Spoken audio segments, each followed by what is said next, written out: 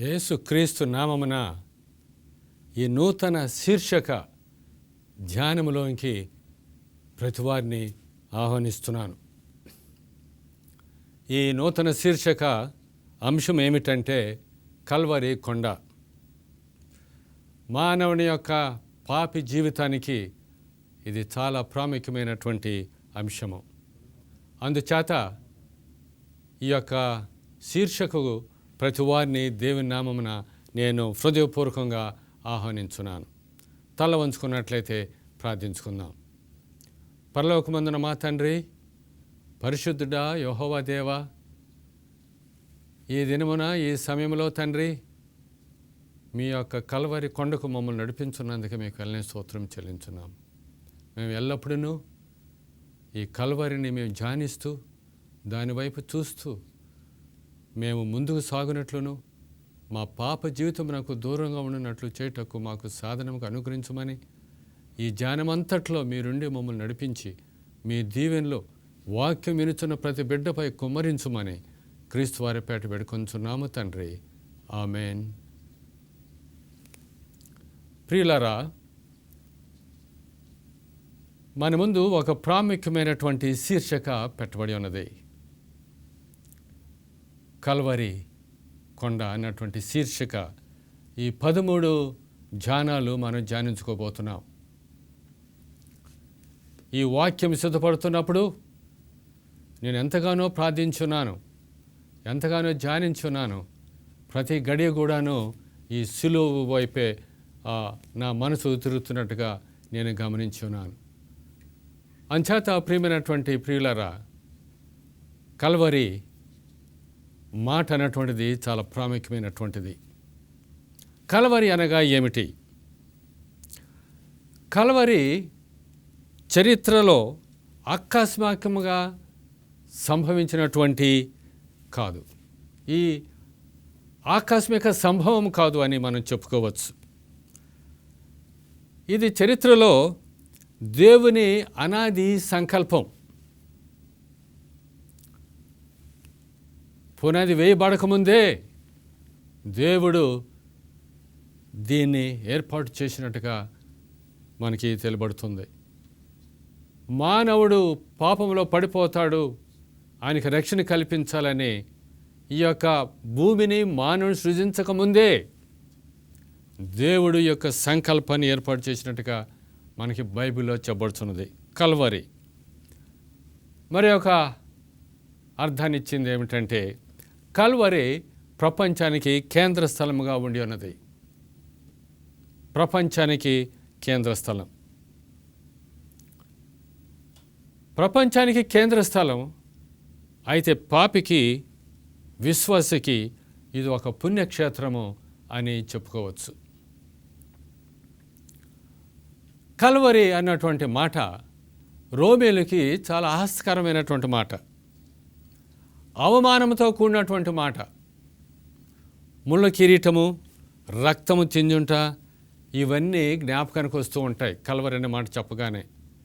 రోమీయులు ఈ యొక్క మాటను వాళ్ళు ఎంతగానో ఇష్టపడరు. కానీ పాపికి చాలా ప్రాముఖ్యమైనటువంటి మాట. పవిత్రుడైన దేవుడు పాపిని రక్షించటానికి ఈ స్థలాన్ని ఏర్పాటు చేసుకున్నటువంటి విషయాన్ని మనం ఇక్కడ చూస్తున్నాం. దేవుడు మానవుని కలుసుకున్నటువంటి స్థలము అని కూడా మనం చెప్పుకోవచ్చు. ఇంకా మనం లోతుగా వెళ్ళాల్సి వస్తే కల్వరి కొండ, ఈ స్థలము దేవుని ప్రేమ ఎంత ప్రగాఢమైందో కల్వరిలో మనం చూడగలము. ఈ 13 ధ్యానాలే కాదండి, మనం ఎంత ధ్యానించుకున్నా కూడాను, ఎన్ని దినాలు ఎన్ని సంవత్సరాలు మనం ధ్యానించుకున్నప్పటికీ కూడాను దేవుని ప్రేమ ఎంత ప్రగాఢమైందో, ఎంతగా ప్రేమతో ఆయన ఉండి ఉన్నాడో మనము ఒక కొలిక్కి రాలేమండి. కల్వరి కొండలో మనం చూడగలము. అపారమైనటువంటి ప్రేమను మనం కొంత అక్కడ చూడగలమని ఈ సమయమందు నేను మీకు మనం చేసుకుంటున్నాను.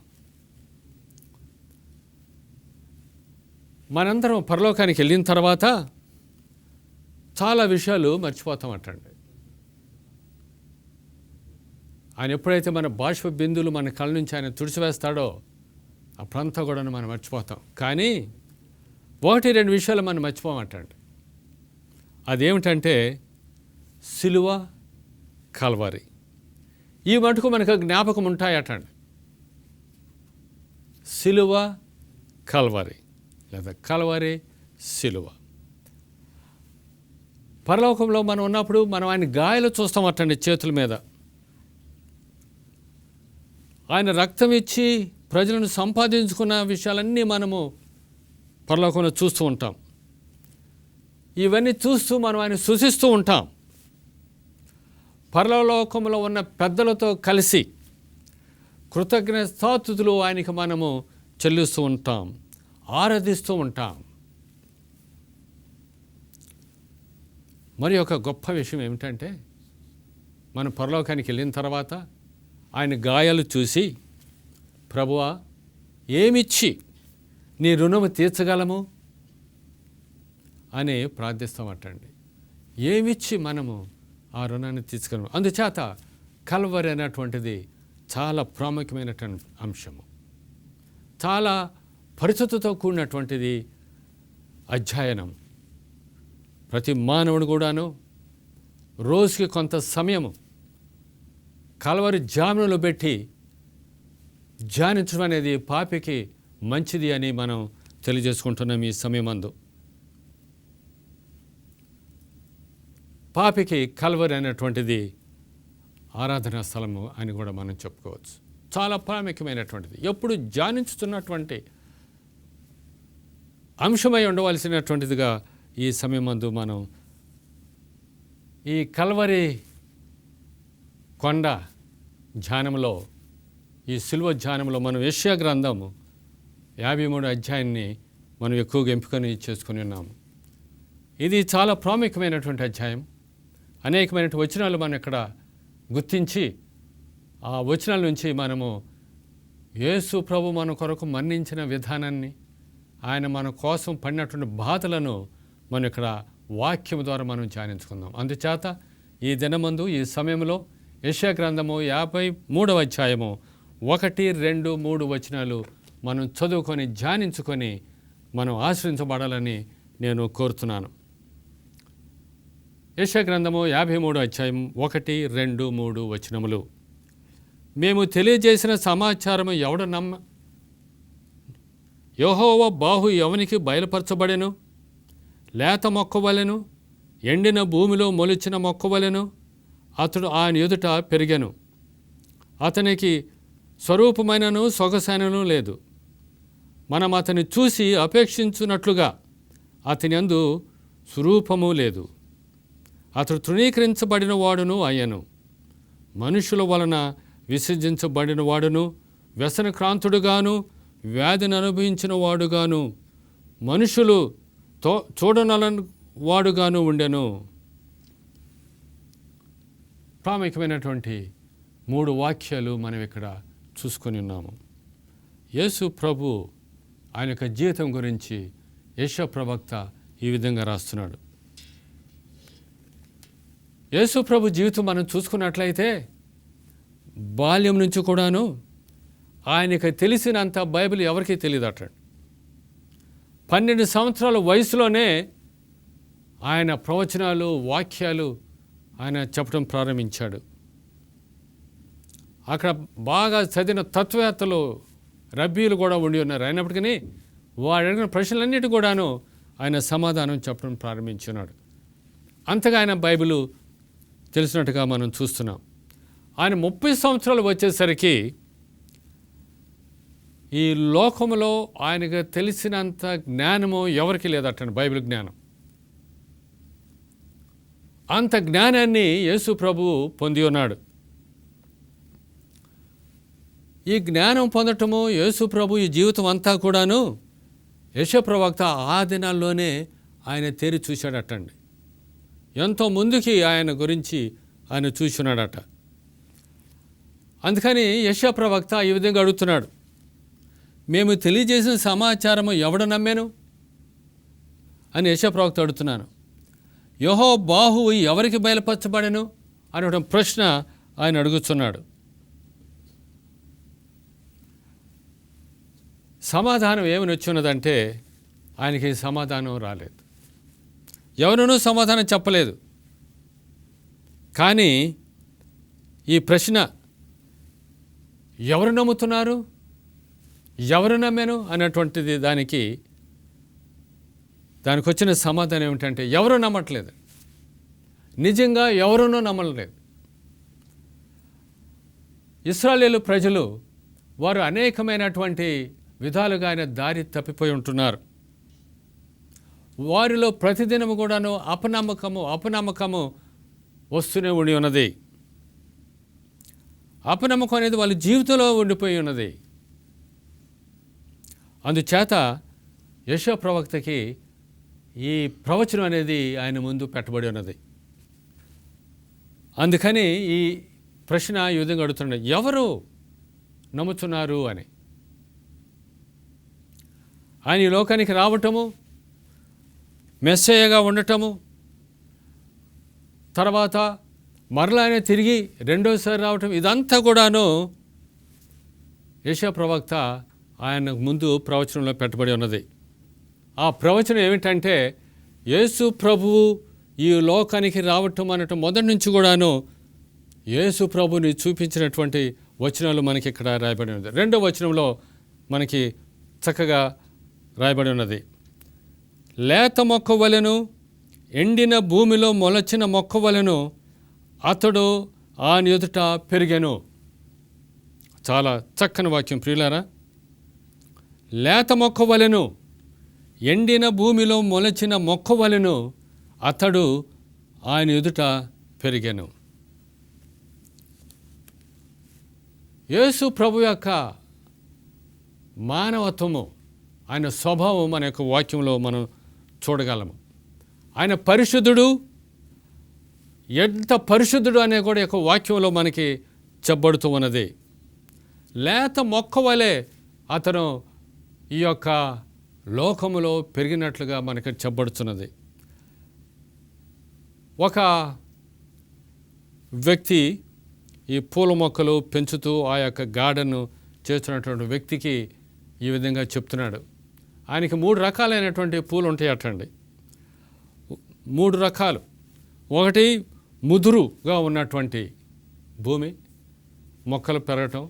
రెండవది సగం ముదురుగా ఉన్నటువంటిది.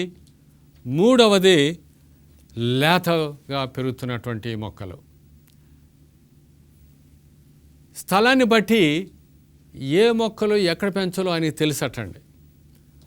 ఆ మొక్క చూసినప్పుడు ఇది ఈ యొక్క స్థలంలో పెరగటానికి కుదరదు అని ఆయన చెప్తాడటండి. అయితే యేసు ప్రభు గురించి మనం ఇక్కడ చూసినట్లయితే ఈ యొక్క స్థలములో, ఈ యొక్క భూమి అన్నటువంటి స్థలములో యేసు ప్రభు లేత మొక్కగా పెరగటానికి ఆస్కారము ఆయన కల్పించుకొని ఈ యొక్క లోకానికి వచ్చినట్టుగా చెప్పబడుతుంది అని ఇక్కడ మనకు వాక్యం ద్వారా తెలుసుకుంటున్నాం. మన ప్రభువు లేత మొక్క వలె పెరిగెను అన్నటువంటిది. ప్రియమైనటువంటి విశ్వాసులారా, మన ప్రభువు ఈ యొక్క భూమికి చెందినటువంటి వాడు కాదు. ఈ యొక్క లోకంలో పెరగటానికి ఉన్నటువంటి వాడు కాదు. ఆయన లోకము వేరు, ఆయన ఉనికి అని స్థితి వేరు. కానీ ఈ పాపలోకంలోకి ఆయన జీవించడానికి వచ్చాడు. లేత మొక్క వలె పెరిగి ఉన్నాడు. 33.5 సంవత్సరాల యొక్క లోకంలో ఉండటానికి ఆయన వచ్చున్నాడు. మన స్వభావం ఏమిటి, మన స్థలం ఏమిటి, మన పరిస్థితులు ఏమిటి, ఇవన్నీ కూడాను యేసుప్రభుకు కొత్తవే. అనగా ఆయన ఉన్నటువంటి స్థానము చాలా ఉన్నతమైనటువంటిది. ఈ లోకంలోనే మనం వేరే దేశాలకు వెళ్ళినప్పుడు అక్కడ అడ్జస్ట్ అవ్వాలంటే చాలా టైం పడుతుందండి. కానీ మన ప్రభువు పరలోకము అన్నటువంటిది, చెప్పలేనటువంటి ఆ దేశం నుంచి ఈ పాపం లోకానికి ఆయన జీవించటానికి వచ్చినట్టుగా ఇక్కడ మనకు వాక్యం చెప్పబడుతున్నది. ఎంత ఆదరణటువంటి కూడినటువంటి విషయం ఇక్కడ మనకు తెలుస్తుంది. ఈ యొక్క లోకములో పెరగటం అంటే చాలా కష్టమైనటువంటిది. మానవుడిగా ఆయన సంపూర్ణమైనటువంటి నిరపరాధితో ఆయన యొక్క లోకములో పెరిగి ఉన్నాడు. దేవుడిగా ఆయన పరిశుద్ధంగా పెరిగి ఉన్నాడు. ఆయన యొక్క సుగుణము చాలా విలువైనటువంటిది, చాలా విలువైనటువంటిది. సమస్తము కూడాను దేవుని మీద ఆధారపడినటువంటి సుగుణమైనది. ఇంకా ఈ లోకములో ఉన్నప్పుడు ఆయన ఏం చేస్తూ ఉన్నాడంటే మేలు చేటు ముందుకు వెళ్తున్నట్టుగా చెప్పబడి ఉన్నది. ఆయన మాట ప్రతిది కూడాను మంచిగానే ఉన్నది, మేలుకరంగానే ఉన్నది. ఆయనలో ఏ పాప స్వభావం అన్నటువంటిది లేదు. ఈ లోకము ఆయనకి వేరుగా ఉన్నప్పటికీ ఆయన ఈ లోకములో అంతా ప్రతిదీ విషయము కూడాను మంచిగా చేయుటకు ఉన్నట్టుగా మన దేవుని యొక్క లేకపోతే యేసు ప్రభు యొక్క స్వభావాన్ని మనం ఇక్కడ చూసుకుంటున్నాం. లేత మొక్క వలెను ఎండిన భూమిలో మొలిచిన మొక్క వలెను. ఈ లోకము ఎండిన భూమి, ఏమీ లేనటువంటిది. పరలోకానికి మనం పోల్చుకున్నట్టయితే మన భూమి ఎండిన భూమి. ఇటువంటి భూమిలో యేసు ప్రభు వచ్చి మన కోసం ఆయన జీవించినాడు. ఇది చాలా ప్రాముఖ్యమైనటువంటి తలంపుగా ఎంచుకోవాల్సిందిగా నేను కోరుతున్నాను. ఈ భూమిలో ఈ యొక్క లోకంలో జీవించినప్పుడు ఆయన పొందినటువంటిది ఏమీ లేదండి. సమస్తమును కూడాను ఆయన పరలోకం నుంచే పొంది ఉన్నాడు. ఆయన నివసించినటువంటి కాలం మనం చూసినట్లయితే అనేకమైన తత్వవేత్తలు ఉన్నారు, జ్ఞానులు ఉన్నారు,